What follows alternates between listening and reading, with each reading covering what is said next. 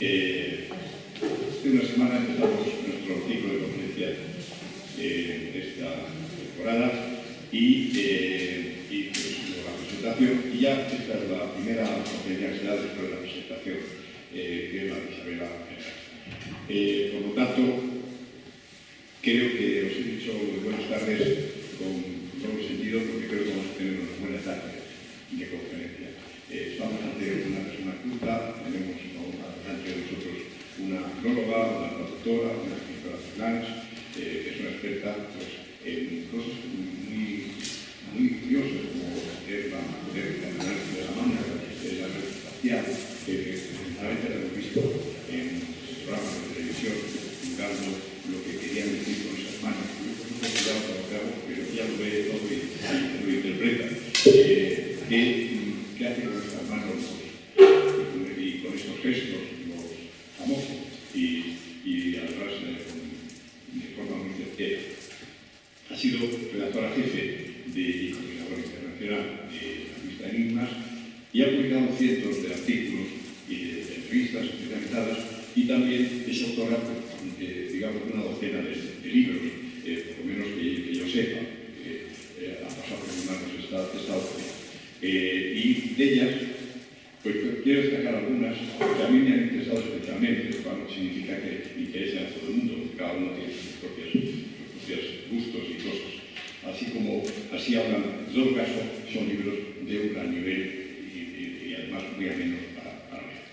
Así hablan las manos, el rostro, alma del cuerpo, el mensaje de las manos, que por cierto se tradujo a ruso y bueno, eso no quería decirlo yo, porque no me quiero decir, sé perfectamente, pero no quiero hacerme autopublicidad yo mismo. Esto, poderes mentales, cómo utilizarlos, y el último libro que ha escrito, que es Magos, Medios y Santos, que también he leído. Algunos de estos libros que he citado están descatalogados. Y yo le he pedido a Isabel que se traiga, por favor, unos cuantos libros, porque yo conozco las editoriales, luego te ofrecen libros cuando ya no los venden en las librerías y tal, y entonces me han dicho que sí, que los tenía, entonces, por si acaso, alguno de vosotros tiene interés en adquirirlos, ahí están. Y si quieren firmarlos, algunos que ya hayan adquirido, pues, también, por supuesto, al final vamos a dejar un hueco para la firma. Ella hoy va a lograr, seguro, con ese título de la conferencia, que se refiere naturalmente a los elementos que ella maneja, Magos, Medios y Santos, que son estos temas que ella va a analizar de forma crítica, pero también empática. Va a hacer ahí un rosario de experiencias del espíritu, que son cosas que todavía la ciencia no ha dado su última palabra, y que por lo tanto están dentro de elementos que se nos escapan, como son lo sobrenatural, esas tradiciones populares, por otro lado, que algunos llaman supersticiones, a mí no me gusta utilizar esa palabra, cada uno puede utilizar la que quiera, pero a mí no me gusta, porque tiene la connotación a veces de la rosita, contra aquellos que tienen criterios o creencias diferentes a las nuestras, que arrojan la piedra. Y por eso no me gustan las supersticiones, pero sí nos entendemos bien cuando hablamos de supersticiones de qué estamos hablando. Y todo esto nos tiene que incitar un poco a la reflexión sobre esos diversos caminos que el ser humano puede en un momento determinado vislumbrar para trascender, para separarse un poco de la capa, de esta capa que nos atrae a la Tierra, magnética, ascender un poco espiritualmente. En definitiva, va a hablarnos de experiencias de una cantidad de seres extraordinarios que están a mitad de camino entre un mundo y otro, entre los dos. Llegado este momento, que es cuando estoy terminando ya la presentación, pues alguno puede pensar, y es que es verdad que le aplaudimos porque diga las cosas que todos sabemos, porque hemos venido aquí a ver a la conferenciante, pues porque sabemos su vida, y lo digo claro, pero sí su vida. Por lo tanto, por eso no nos vamos a discutir. Por eso, yo estoy de acuerdo con lo que piense eso, porque quiero, y eso sí os pido, por poco que recibamos con ese aplauso, en el mejor de nuestros aplausos, a nuestra profesora de haber encontrado hueco y tiempo para estar aquí hoy.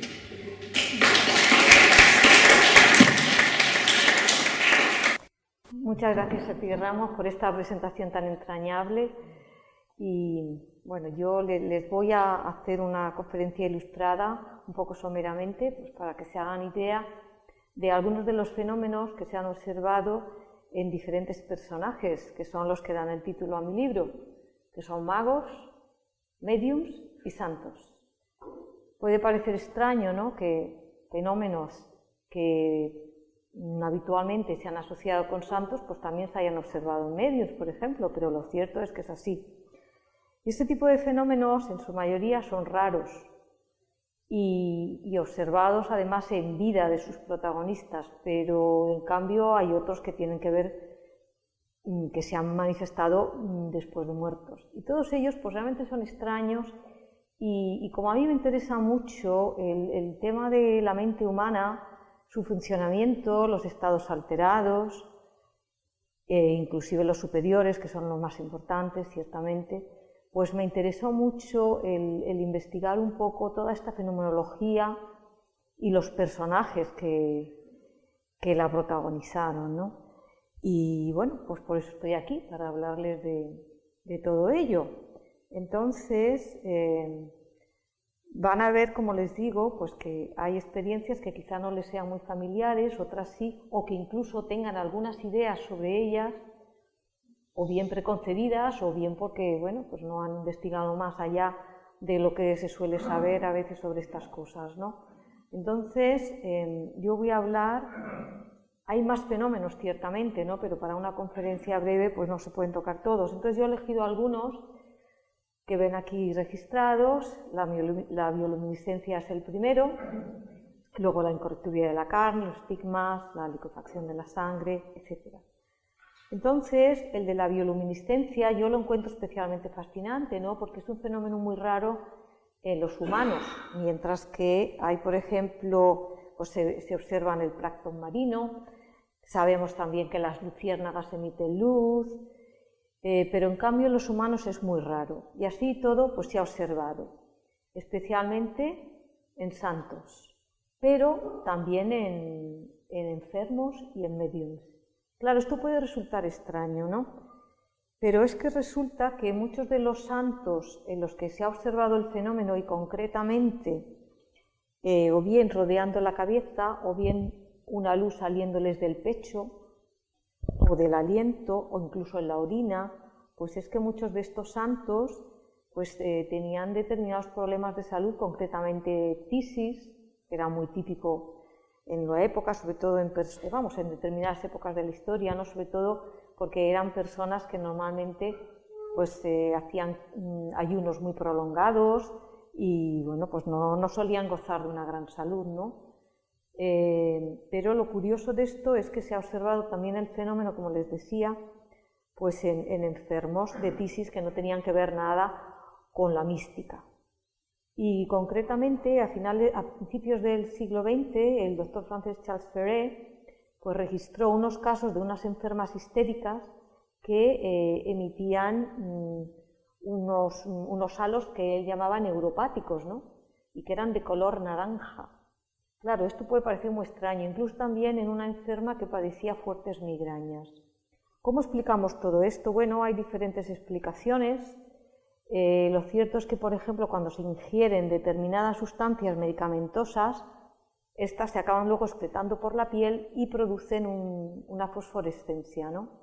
Y también hay determinadas infecciones causadas por bacterias que producen eso. Se ha observado también bioluminiscencia en heridas de alcohólicos y, como les señalaba antes, también en orina. Entonces, es curioso también que a veces este fenómeno se va unido también a lo que se considera como el olor de santidad, o así se denomina, ¿no?, del cual luego hablaré más adelante, ¿no? Pero es muy curioso que a veces van unidos. Claro, ¿en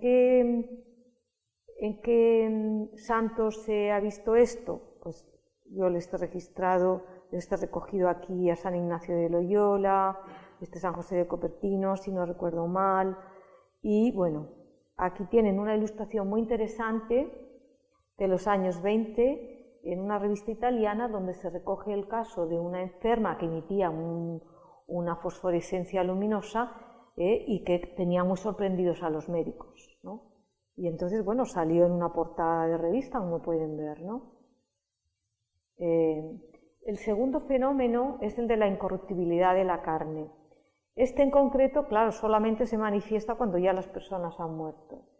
¿Se considera un milagro? Pues miren, como ven ahí en la nota, la Iglesia Católica lo considera una prueba de santidad, pero lo cierto es que la incorrupción de la carne se debe a numerosos motivos y no tiene por qué considerarse necesariamente como una prueba de santidad. Causas, pues algunas les serán muy conocidas, ¿no? Con las condiciones ambientales, por ejemplo, ¿no? Recordemos el caso de esta momia encontrada en el Tirol, ¿no? Que estaba en perfecto estado, como si acabara de morirse, ¿no? Luego también las dietas muy frugales, pues a veces también producen como una especie de, bueno, repercuten en que el metabolismo sea muy bajo, entonces la persona se queda un poco como si dijéramos desecada, y luego cuando muere, pues como hay muy poca chicha, por así decir, pues se queda como apergaminada, pero bueno, ahí ya es más caso de momificación que de una incorruptibilidad de la carne, ¿no? Pero también es una causa que suele producir esa impresión, ¿no? De que la carne no se ha podrido. Y luego, pues, unas de las causas que más, creo yo, han tenido que ver con estos casos de cuerpos incorruptos en santos, y hablamos de santos católicos, son embalsamamientos especiales con técnicas secretas, ¿no? Con inyecciones de determinadas sustancias químicas, conservación en atmósferas secas, y además esto también se ha observado no solamente en santos cristianos o católicos, sino también de otras tradiciones, en el budismo. También hay un santo de la tradición marorita, lo tengo por aquí recogido, Charbel MacLuth, y bueno, pues este hombre no era católico, ¿no? Era marorita, como les digo, y parece ser que su cuerpo pues, se conserva incorrupto todavía y que incluso emite como una sustancia sanguinolenta. No se sabe si realmente al morir al cadáver se le trató con determinadas sustancias, ¿no? Lo mismo que se ha hecho con otros santos. Pío de Pietrelcina también es otro caso muy interesante porque este hombre no solamente su cuerpo se preserva incorrupto, sino que además él protagonizó numerosos fenómenos de estos que estoy comentando, ¿no? Y un ejemplo que quizá les suene familiar porque es muy conocido es el de una niña que fue tratada al morir pues, con una serie de inyecciones que le permitieron mantener casi prácticamente el cuerpo como cuando murió, ¿no? Y todavía se conserva, este es de los años 20. Entonces, claro, ¿cómo debemos interpretar este fenómeno? ¿Es un milagro o no se ha producido algún tipo de injerencia en el proceso, ¿no? Para poder preservar los cuerpos? En el caso, por ejemplo, del Papa Juan XXIII, pues es bien sabido que su cadáver fue tratado con sustancias, pero lo mismo que fue esto, ¿por qué no lo fueron algunos de los otros que consideramos que son incorruptos porque eran santos?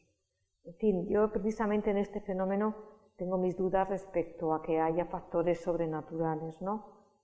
Y desde luego el que he mencionado en primer lugar, que ha sido el de la bioluminiscencia, pues está claro que muchas veces se debe, por no decir todas, a sustancias que de un modo u otro se han ingerido o algún tipo de enfermedad que produce esas luces, ¿no? El tercer fenómeno es el de los estigmas, que es muy curioso que hasta que no aparece en escena San Francisco de Asís en el siglo XIII no se registra un primer fenómeno de estigmas, que él fue precisamente el que lo protagonizó. ¿Y en qué consiste? Bueno, pues es la reproducción de las heridas que sufrió Jesús durante la pasión. Pero es verdad que las personas que han tenido manifestación de estigmas, pues han tenido también otros estigmas, no solamente los que tuvo Jesús, ¿no? Es curioso que también pues, se han observado, por ejemplo, cruces o clavos dentro del corazón, aunque yo creo que ahí es más bien un fenómeno de pareidolia, porque con determinadas formas que puede adoptar una sustancia, incluso blanda, como puede ser un corazón, se puede decir, anda, pues si esto tiene la forma de una cruz o de un clavo, ¿no? Como si le hubieran atravesado un clavo. Bueno, yo creo que eso, en líneas generales, este es un fenómeno que tiene más que ver con la autosugestión y los estados de trance que con otra cosa, ¿no? En psiquiatría está muy estudiado, se considera que es la causa puede estar en la histeria y que se debe a trastornos nerviosos graves. Pero no obstante, pues no deja de ser muy interesante, ¿no? Que haya personas que puedan manifestar en su cuerpo estas marcas que además bueno, se manifiestan con heridas sangrantes, y además es curioso que la sangre de esas heridas, que suelen durar largo tiempo y que no se suelen cerrar, o si lo hacen tardan muchísimo, son de sangre limpia, no es la sangre habitual que se encuentra en personas que sufren heridas. Además, normalmente las heridas se van cicatrizando y en cambio en estos casos no. Con lo cual, pues no deja de ser un fenómeno realmente curioso, pero yo creo que es más, que debería caer más dentro del ámbito de estudio de la neurología que de la Iglesia, pero bueno, es una opinión personal, ¿no? Algunas de las causas, como les indicaba, pues eso son la autosugestión, los trastornos graves del sistema nervioso y también lo que el sacerdote jesuita Herbert Huston denominó complejo de crucifixión. Lo mismo que hay personas que tienen el síndrome de Asperger o de cualquier otra cosa, pues hay personas que tienen este complejo, ¿no? Y bueno, o bien porque sean muy piadosas o por lo que sea, porque la mente humana es de tal complejidad que muchas de estas cosas se nos escapan, ¿no? Entonces, hay casos muy interesantes en la historia de los estigmatizados, como el de Therese Neumann, que esta mujer además pues, protagonizó otros muchos fenómenos, ¿no? Porque también estuvo muchísimos años sin comer y aparentemente sin beber. Bueno, aquí yo no sé hasta qué punto esta imagen no está un poco trucada, porque parece un tanto excesivo que manifieste estos chorros de sangre cayendo por los ojos, en fin. Pero lo cierto es que ella protagonizó esto. Bueno, un fenómeno muy bonito, del que Ramos Pereira nos podría hablar muchísimo, porque sé que lo ha investigado muy a fondo, probablemente más que yo, es el de la liquefacción de la sangre. Este fenómeno pues, normalmente se observa en unos viales que se han conservado en determinadas iglesias del mundo y que supuestamente conserva la sangre de algunos santos, la sangre seca. ¿Pero qué sucede a esa sangre? Pues que en un momento determinado, que normalmente coincide con la conmemoración de la nomástica del santo, pues se licúa, burbujea y se licúa. Claro, ¿cómo podemos entender esto? Pues no deja de ser una cosa un tanto extraña, ¿no? Que una sustancia seca que parece completamente inerme, pues de pronto, en una fecha determinada, se active. Y esa fecha determinada es justo, pues, ya les digo, cuando coincide con la onomástica del santo, pero claro, no se activa sola, para eso hay que someterla a determinadas manipulaciones, ¿no? Aquí en Madrid tenemos el vial con la sangre de San Pantaleón. La más conocida y la más investigada ha sido la de San Genaro en Nápoles, pero claro, investigada hasta qué punto, porque si estos viales están sellados y además dentro de una urna, ¿qué se puede observar desde fuera? Hubo unos estudios, unos experimentos muy interesantes en los años 90 con unos investigadores italianos que con una gelatina y otras sustancias y un activador, que era un cloruro férrico que se encuentra precisamente en los alrededores de Nápoles por el Vesubio, pues consiguieron una sustancia que produce una fenomenología muy semejante a la que se observa en estos viales que he señalado, ¿no? de estos santos, que hay muchos más, porque yo menciono estos dos que puede así decir son los más importantes, pero hay muchos santos que tienen recogida su sangre y curiosamente muchos de esos viales están en iglesias muy cercanas a Nápoles, que es donde precisamente abunda el cloruro férrico, ¿no? Que parece ser un agente químico fundamental para que luego cuando se agita la mezcla se active y se licúe. Bueno, a mí me parece que lo más bonito de todo esto, pero bueno, ya es una apreciación quizá un poco frívola, es la belleza de la orfebrería de estos viales que están hechos, pues son pequeñas joyas, ¿no? de arte de la orfebrería, como señalo, ¿no? Entonces, bueno, mientras la Iglesia Católica no permita que se abran y se pueda estudiar a fondo la composición química de esas sustancias, pues no vamos a poder saber nunca qué es lo que contienen esos viales, pero vamos, por lo que se ha investigado y las pruebas que se han hecho, parece que lo más probable, como les decía, es que se deban pues a eso, a una mezcla de sustancias que en un momento determinado, cuando se activan, pues se licúan y luego pues vuelven a su estado original cuando entran de nuevo en reposo. Bueno, otro fenómeno que yo encuentro fascinante es el del olor de santidad. Y este nombre no lo debemos de considerar solo como una metáfora poética, en absoluto, aunque también se habla de vivir o morir en olor de santidad, y esto se aplica lógicamente pues, a personas que por su forma de vivir, su comportamiento, su devoción a los demás, etcétera, pues se les considera santos al margen o no de que hayan sido canonizados. Entonces, este fenómeno es un fenómeno real, aunque eso no excluye que en ocasiones haya personas que sientan que huelen a algo que emiten otras consideradas como santas o muy devotas o lo que sea. Pero cuando digo que el fenómeno es real es que, por ejemplo, cuando se han abierto tumbas de personas consideradas santas, pues esos cuerpos, ya fueran momificados o incorruptos, emitían olores, unas fragancias excepcionales. Pero claro, si tenemos en cuenta que en épocas pasadas en los ataúdes se colocaban todo tipo de plantas aromáticas, también en gran medida para contrarrestar el olor de la carne putrefacta de los cadáveres, pues lógicamente pues ese olor persistía porque luego, claro, el ataúd se tapaba y ese olor puede persistir muchísimos años, ¿no? Pero aparte de que esto, como les digo, al exhumar cadáveres se percibiera esa fragancia post-mortem, no es la única vía, porque también en vida de muchas de estas personas, santos en general, también se ha observado el fenómeno. Claro, esto nos conecta con los que les decía al principio de la bioluminiscencia, y también con los estigmas, ya sean estigmas, ya sean estos halos neuropáticos, o sí, bueno, esto fundamentalmente, ¿no? Esos olores de dónde proceden, de las sustancias que se emiten por la piel. Tenemos, por ejemplo, el caso de Pío de Pietrelcina.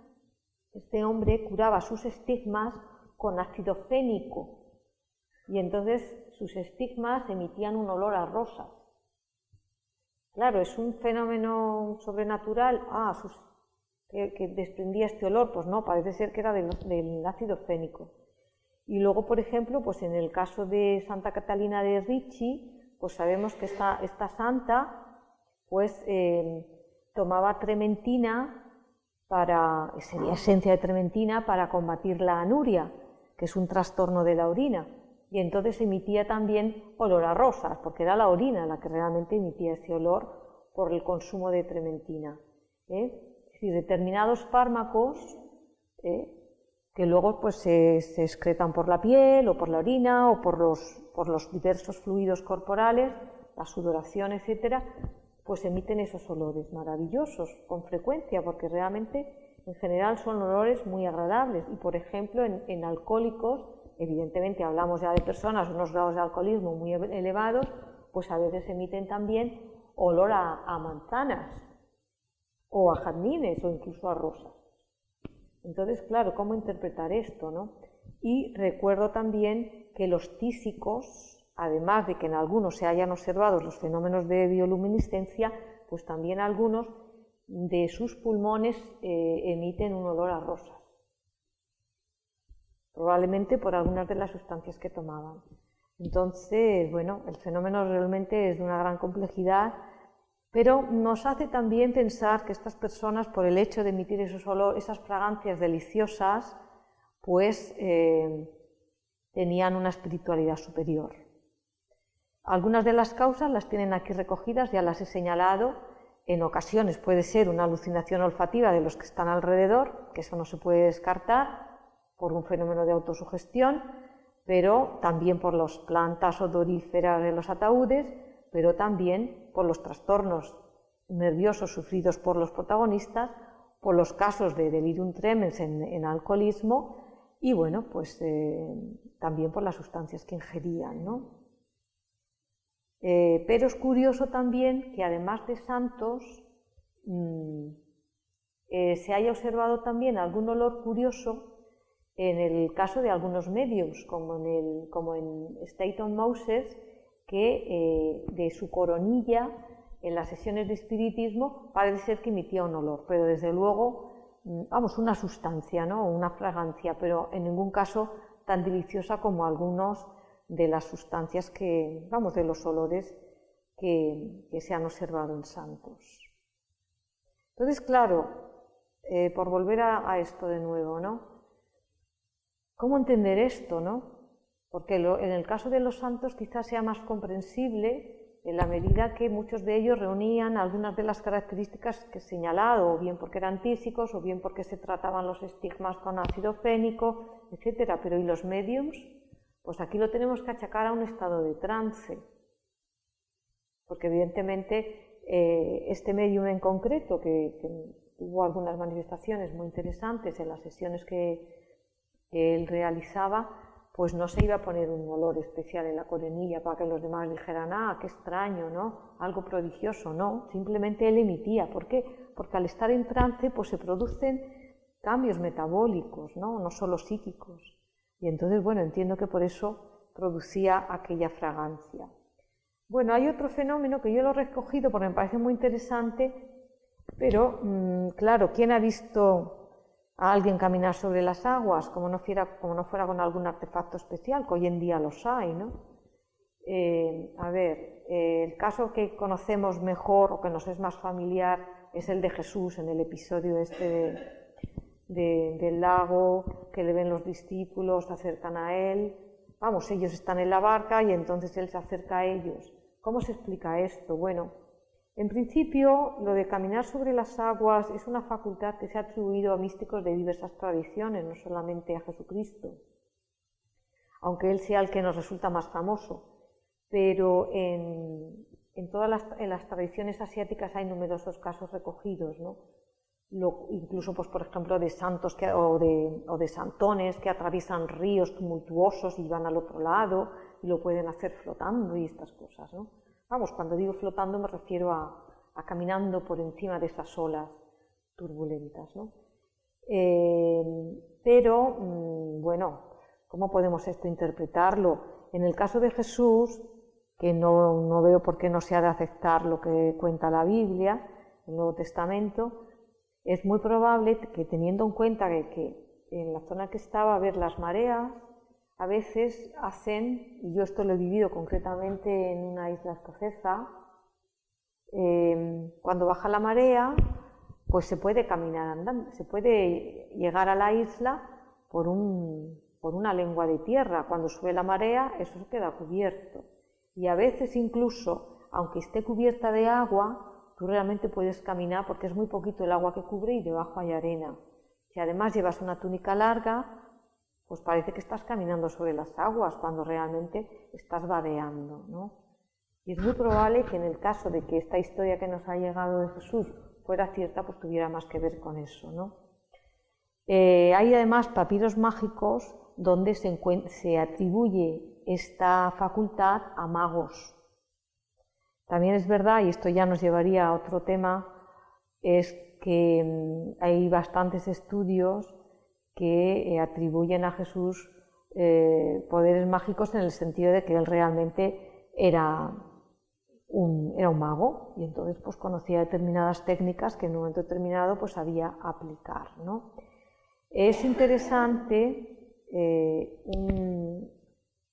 un trabajo de un autor griego, Luciano, del año 150 después de Cristo, que expresa dudas sobre la veracidad del fenómeno y cuenta que bueno, esto es una hazaña atribuida a magos hiperbóreos. Entonces, bueno, a mí me parece muy bonita esta idea, ¿no?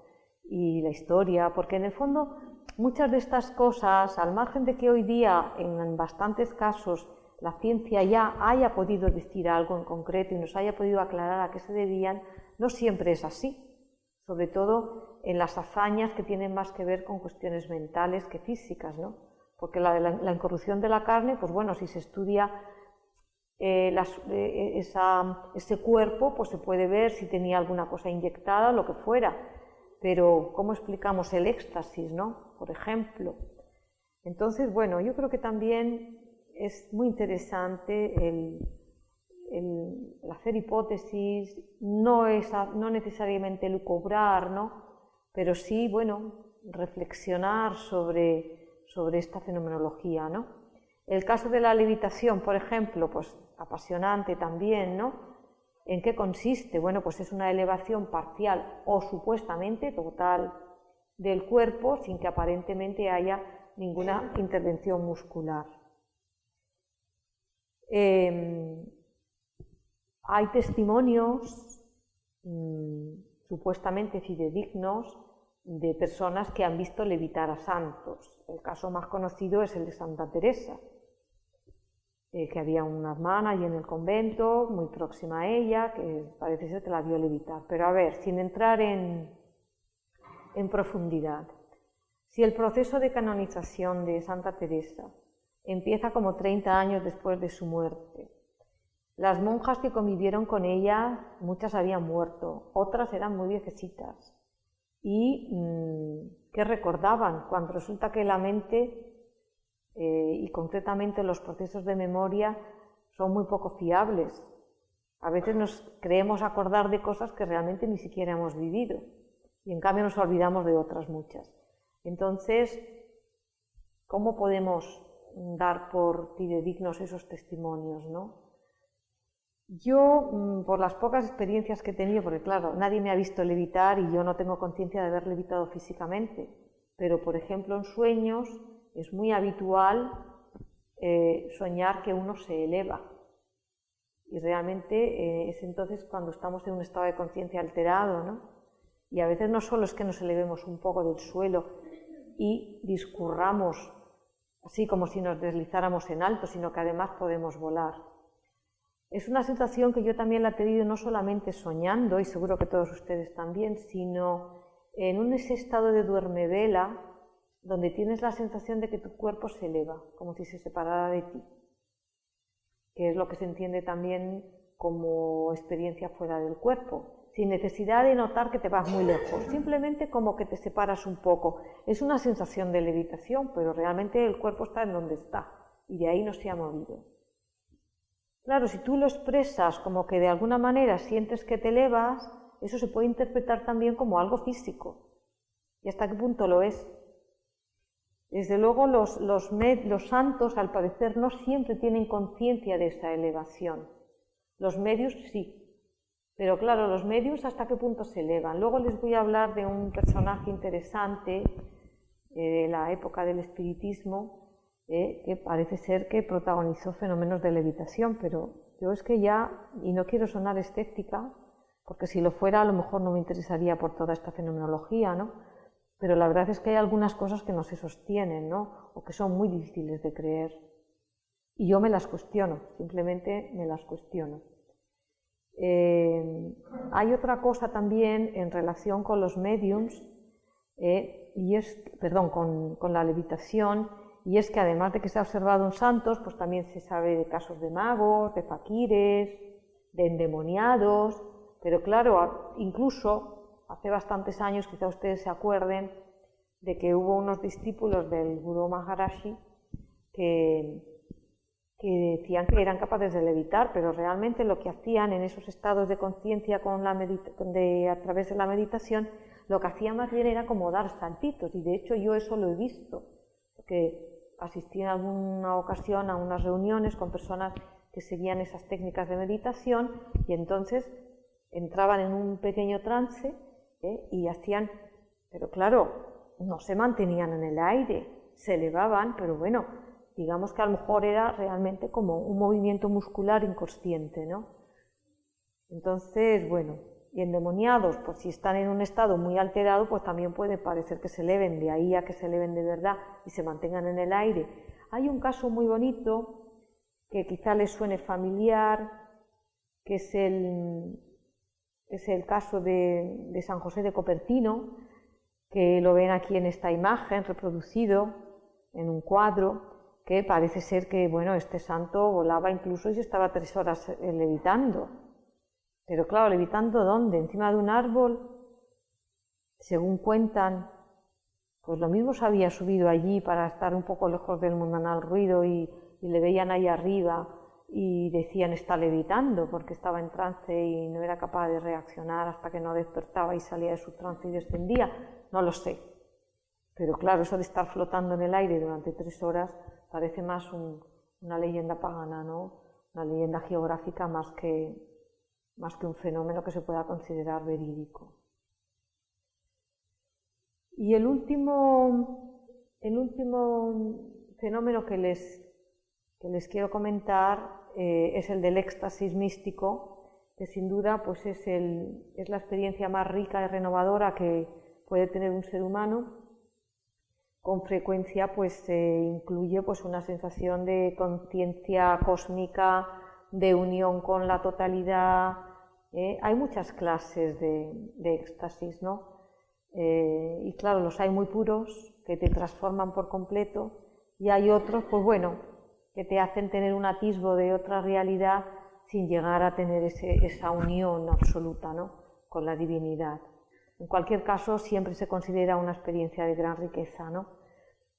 Y las vías para obtenerla, pues a veces se produce de forma espontánea en personas que siguen una serie de prácticas, pues ayunos prolongados, meditaciones, aislamiento sensorial, pero también por la vía de determinadas drogas psicotrópicas, por el sexo también. Yo he recopilado algunos casos muy interesantes, de hecho escribí un artículo sobre esto hace ya unos años. Hay unos trabajos de una investigadora americana, Jenny Wade, que recogió muchos casos de personas que simplemente pues con la vía del sexo, con personas con las que había una gran comunión espiritual, pues se producía estados que ellos denominaban como estáticos. También a veces la comunión con la naturaleza. Recientemente, precisamente hace un par de meses, he publicado yo en Año Cero un artículo sobre los encuentros místicos en la naturaleza y he recogido algunos casos bellísimos, ¿no?, de personas, bueno, pues que en ese estado de paz, de quietud, en el que uno puede sumirse cuando está en contacto con la naturaleza, en silencio, y disfrutando pues de lo que hay alrededor, pues a veces entra en ese estado no digo de éxtasis, pero un estado de quietud interior muy profundo que hace que uno se sienta elevado.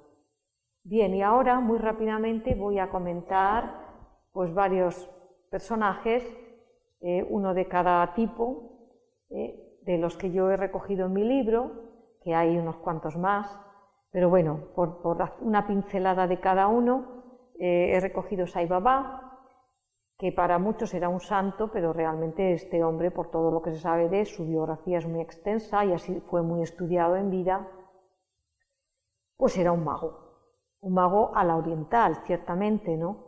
Porque él pues parece que tenía unas habilidades para hacer aportes extraordinarias, ¿no? Las historias de la cantidad de cenizas que él era capaz de producir sacándolas de un jarrón y bueno, de todo. Él sacaba de todo, de las mangas y de todo, en fin. Y hay muchas historias muy negativas, ¿no? Respecto a su vida, sobre todo en la última época, ¿no? Yo he conocido a alguna persona que era devota de Sai Baba, que estuvo allí en la India, en su ashram, y bueno, pues parece que a veces el manifestar facultades de algo que no somos capaces de hacer la mayoría, pues puede incluso generar una admiración que raye ya con lo divino, ¿no? En el sentido de considerar a personas así superiores espiritualmente. No parece que este hombre lo fuera. Hay algunos parapsicólogos, concretamente un islandés, Harlandun, si no recuerdo mal el apellido, que lo investigó, también se hicieron muchos vídeos y se veía que ahí pasaba algo raro.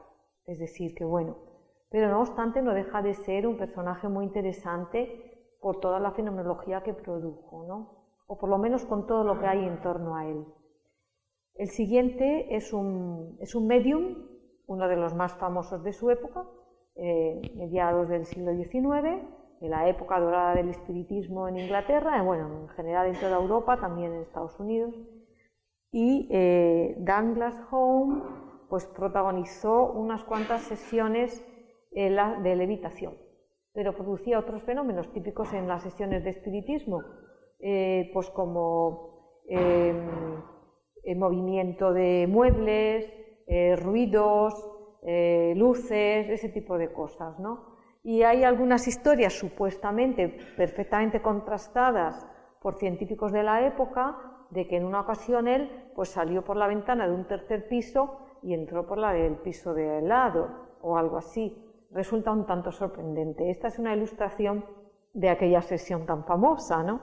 Y este hombre parece pues eso, que volaba prácticamente, ¿no?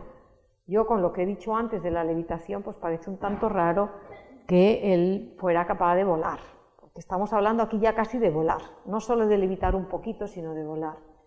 Tengan en cuenta, y esto no quiero cuestionar porque además aquí nos metemos en otro campo, a mí me parece apasionante el mundo del espiritismo, por todos los fenómenos que se produjeron en la época, algunos muy bien estudiados, pero la verdad es que las sesiones se realizaban pues prácticamente a oscuras, y de ahí también que se produjeran muchos engaños, que algunos pues yo creo que los hacían claramente a sabiendas, y lo que sucede es que se lo pasaban muy bien, porque en aquella época, como yo digo, pues no tenían cine, no había vídeos, y bueno, pues allí se reunían y hacían aquellas sesiones y se lo pasaban divinamente. Algunos deberían pasar muchísimo miedo, ¿no? Porque allí a oscuras, con unas voces así un poco espectrales y todas aquellas cosas, ¿no? Pues en fin, y yo no sé si es que este personaje, que además, al igual que Sai Baba, pues también parece ser que tenía buenos conocimientos de prestidigitación, porque él había estado en Estados Unidos y había aprendido, pues quizá muchos de estos fenómenos que se registraron en aquellas sesiones que él protagonizaba no tenían que ver también con sus habilidades de prestidigitación. El tercer personaje que recojo es el del mundo de los santos, y desde luego no tiene que ver nada con los anteriores, porque de Hildegarda de Bingen sabemos muchísimas cosas, porque las monjas benedictinas pues guardaron todo el legado extraordinario que ella dejó, y ella está considerada pues como una de las santas teutónicas más importantes, ¿no? Probablemente la que más, desde luego de su época. Porque esta mujer, pues bueno, dejó unas láminas maravillosas de las visiones que ella tenía, y además en ella recogió algunos elementos que en la época eran desconocidos, con lo cual, pues ciertamente, vamos, esta mujer era una iluminada, pero aparte de eso era muy dotada, ¿no? Ella compuso canciones, escribió libros de herbarios, bueno, una maravilla, ¿no? Y bueno, pues a mí me apetecía terminar con la figura de Hildegarda, bueno, porque verdaderamente en ella sí puede decirse, aunque no está considerada como santa por la Iglesia Católica, pero sí se puede considerar que ella experimentó fenómenos auténticos en relación concretamente con la iluminación, éxtasis místicos de gran profundidad, pues que le permitieron tener pues, visiones cósmicas, claramente como ella reflejó en estas imágenes, que además se pueden conseguir, porque yo creo que hoy en día, yo tengo algunos libros con todas ellas, pero me parece a mí que en internet se pueden ver todas, y también se puede conseguir su música. Hay discos, son difíciles de encontrar, y comprar la colección completa de su obra musical, bueno, no son discos baratos, pero hay algunos, yo de hecho he comprado alguno en el Corte Inglés. Entonces, bueno, es una música sacra, ciertamente, pero de una gran belleza, y bueno, pues si uno quiere un poco experimentar pues estados que nos eleven un poco, ¿no? Y nos saquen, como señalaba antes Ramos, pues de esta materia en la que estamos continuamente sumergidos, pues bueno, hay muchas maneras de hacerlo, ¿no? Conseguir un éxtasis y una visión más profunda de la divinidad, pues ciertamente es difícil, pero hay pequeñas vías. Yo señalaba antes la de la naturaleza, porque yo soy más amiga de las vías naturales que nos pueden ayudar a alcanzar un estado de conciencia superior, que no recurrir pues, a drogas o a vías un poco que son peligrosas y no siempre conducen a un buen fin, ¿no? Entonces, bueno, pues el silencio, la naturaleza, el aislamiento, la meditación, prácticas que nos relajen, el yoga, meditación, etcétera, la música. La música es una vía maravillosa, ¿no? para estos estados alterados. Y bueno, pues yo deseo que los disfruten. Yo los he recogido, he recogido toda esta fenomenología en mi libro, he recogido personajes que a mí personalmente me han fascinado muchos, como el de Garda, pero hay otros muchos, Santa Rosa de Lima, San Martín de Porres, San Ignacio de Loyola, que tuvo además también una experiencia fundamental en su vida, y de haber sido un guerrero se convirtió en un santo, ¿no? Eso sí que es una transformación interior muy profunda, ¿no? Y bueno, está también el caso de Bernadette Soubirous, la vidente de Lourdes, y Santa Clara y San Francisco de Asís, que vivieron unas experiencias místicas extraordinarias. Y bueno, pues ahí están todos, en esta galería que yo he recogido en mi libro y que dejo a su disposición. Y bueno, y yo aquí estoy pues, para que me pregunten lo que deseen en el ratito que nos queda de coloquio. Muchas gracias.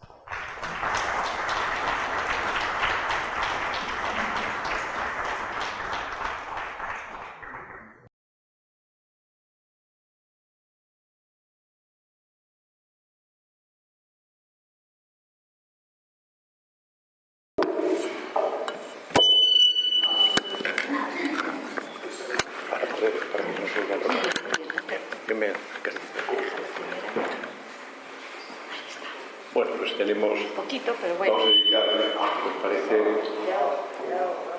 un cuarto de hora a coloquios si hay preguntas, si no, naturalmente que no, pero que si hay preguntas. Entonces, vamos, si hubiese preguntas, pero cada uno puede hacer una pregunta. Si quiere hacer una segunda pregunta, hay que dejar el turno a los que quieran hacer una pregunta y luego se puede volver otra vez. Es decir, que podemos hacer varias vueltas, pero no monopolizar uno las preguntas.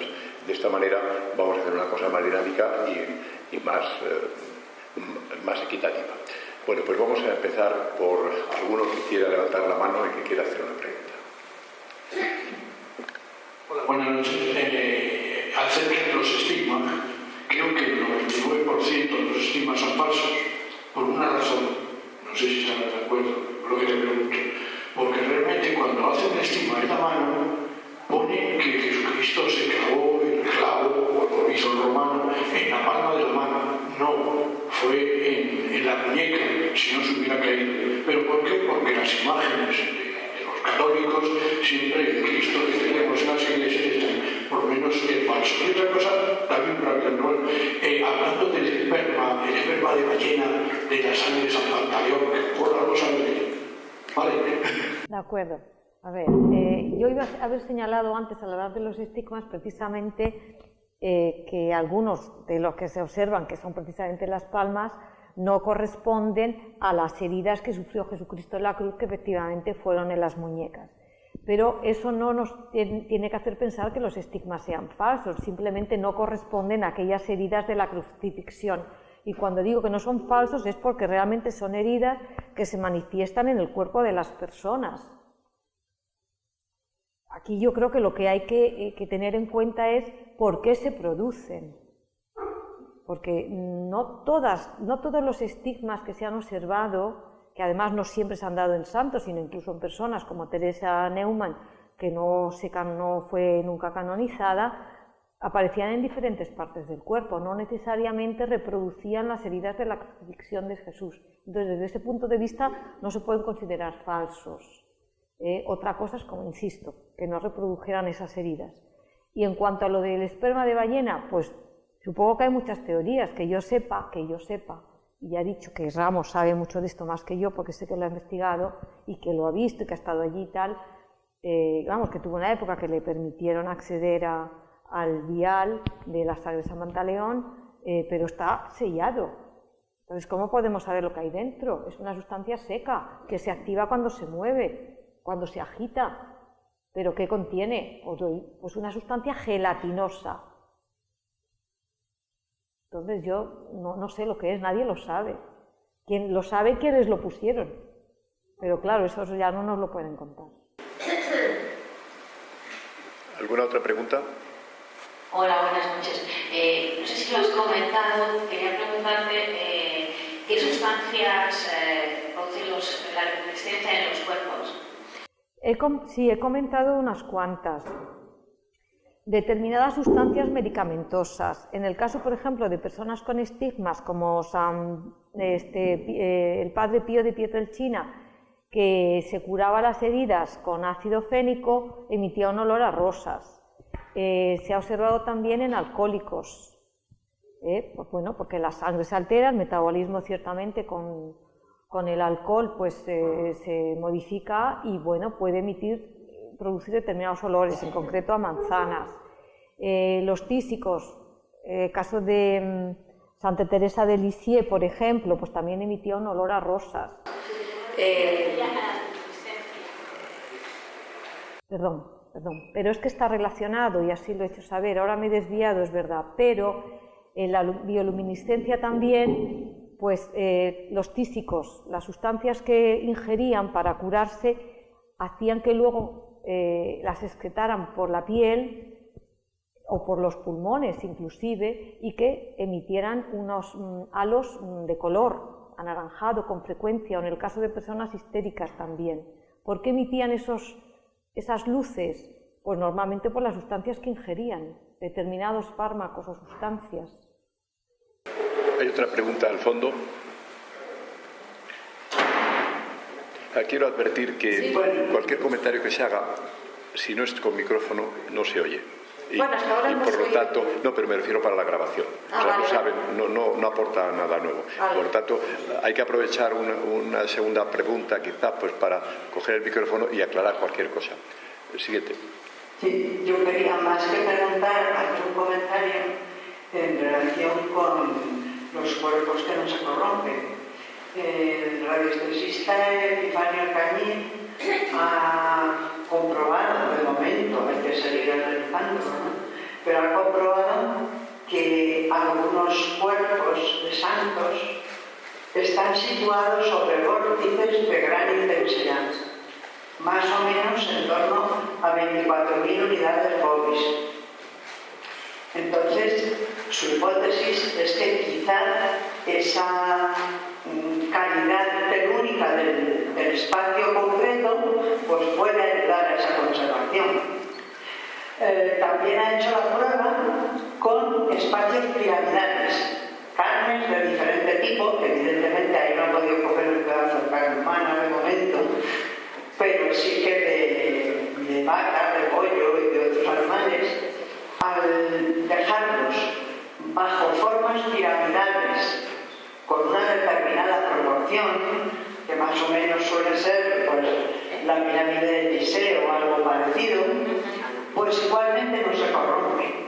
Entonces, pues no sabemos si por ahí puede ir también. Sí, es muy interesante, porque esto no es una hipótesis, es una realidad, porque efectivamente se han hecho pruebas, ¿no? Entonces, determinadas formas geométricas permiten una condensación energética que va a repercutir sobre las formas vivas, ¿no? Estamos hablando de carne que, aunque esté muerta, no deja de ser una sustancia, que no es una piedra, por ejemplo. Entonces, las condiciones geológicas del suelo, las condiciones ambientales, yo lo señalé antes, las atmósferas secas o muy frías, entonces todo ello puede confluir en muchos casos a esa incorruptibilidad, sin que necesariamente ese cuerpo que ha permanecido incorrupto haya sido inyectado con sustancias específicas para que hayan permitido que el cuerpo no se corrompiera. O sea que ciertamente hay otros factores, sí, las condiciones, yo eso que has señalado de lo telúrico, pues lo considero dentro de las condiciones ambientales. Y lo de las pirámides, pues sí, claro, determinadas formas geométricas, pues sí pueden ser también, pues no sé, como baterías energéticas, ¿no? Que pueden permitir una conservación del cuerpo. ¿Hay alguna otra intervención? Sí. Gracias, Isabela, por la conferencia tan maravillosa. A colación de lo que acaba de decir en la última pregunta, compañera, yo creo que estaba pensando que, por ejemplo, en Reiki, cuando hacemos experimentos con maíz y a uno le damos Reiki y a otro no, permanece fresco durante mucho más tiempo. También las personas que lo hacen suelen permanecer más jóvenes, es decir, lo que he comentado, la fuerza energética, y eso me lleva a pensar a ver si pueden ser por ahí el uso de los estigmas, más que coincidir con los clavos de Cristo, coincide uno de los puntos que cuando hacemos Reiki, más energía. Muchas personas cuando hacen Reiki se siente calor, la persona que lo recibe, y también se pone como muy caliente. No sé si también el hecho de que podamos desprender más energía por ciertas partes, como es la palma de la mano, puede tener que ver y que se produzca efectivamente un quemazo. Yo eso no, esa visión no la comparto. Los estigmas son más de carácter interno, es decir, digamos que se producen de dentro a fuera y no de fuera a dentro. La energía que se desprende con un trabajo de imposición de manos, por vía Reiki, etc., claro que la persona que recibe esa energía la percibe, claro que se percibe, pero claro, de ahí a que pueda producir estigmas en absoluto, yo no encuentro que exista una relación. Y por lo que se sabe, los estigmas tienen que ver, y esto lo han estudiado mucho los psiquiatras, tienen más que ver con fenómenos de autosugestión y ese complejo de crucifixión que yo señalaba antes, que estudió el padre Thurston y que fue precisamente, él fue uno de los que primeros estudió más a fondo toda esta fenomenología de los santos, bueno, de todos estos fenómenos que se ha observado especialmente en santos. ¿Otra pregunta? Un momento, por favor. Espera un momento, por favor, un momento. Sí, entiendo que los estigmas al fin y al cabo son anatomas. Y por ejemplo, pues a mí me salen estigmas con mucha facilidad. Primero porque tengo hematocrita con exceso de sangre, y segundo porque tomo antiagregantes planetarios y a nada que me hago un golpecito o roce me sale un hematoma. A veces pues tiene forma de... Claro, es muy interesante, pero ahí ya nos metemos en cuestiones médicas. Claro que ciertamente este es un fenómeno que tiene más que ver con la medicina que con otra cosa, ¿no? Determinados santos que manifestaron el fenómeno pues podían tener también algunas condiciones fisiológicas que les facilitaran que se produjera eso, pero claro, estamos hablando de heridas muy localizadas, no de que en un momento determinado, porque uno, como usted señala, tome estos fármacos o tenga más sensibilidad de la piel o lo que sea, se le produzcan esos hematomas y en un momento determinado se le abran. No, los estigmas suelen estar muy localizados Y es muy curioso, además, hemos comentado al principio antes de posibles estigmas falsos cuando aparecen en las palmas de las manos. ¿Por qué? No porque fuera ahí donde Jesús fuera crucificado, sino porque la gente lo creía así, y entonces en vez de manifestarlos en las muñecas, los manifestaba en las manos, porque creía que era ahí donde él había recibido los clavos. Entonces ahí, insisto, es más un fenómeno asociado con cuestiones de autosugestión, sin que eso excluya que efectivamente hay algunos factores de tipo fisiológico que por una facilidad para hematomas se puedan producir con más fácilmente, pero no es lo mismo un hematoma producido en un brazo que un agujero abierto, una herida abierta en la palma de una mano o unos cortes importantes en la frente. No me parece que sean zonas donde se produzcan hematomas así fácilmente, sino es por la vía mental. Hablando de cuerpos incorruptos, yo vi hace muchos años, 30, 40 años, no sé si conoce el caso, en un pueblo que hay al lado de, no me acuerdo cuál es su nombre, al lado de Pasajes de San Juan, en el País Vasco, el cuerpo de Santa Faustina incorrupta, que era una niña que la mató su madre, no sé qué, y esa niña se la ve que parece que está dormida. Sí, como el caso de Rosalía que saqué antes, ¿no? Y tiene una marca en el cuello, que es donde la pegaron la puñalada, y se ve como fresca. Incluso la gente que limpiaba la iglesia allí afirmaba que hasta olía muy bien y que era tal.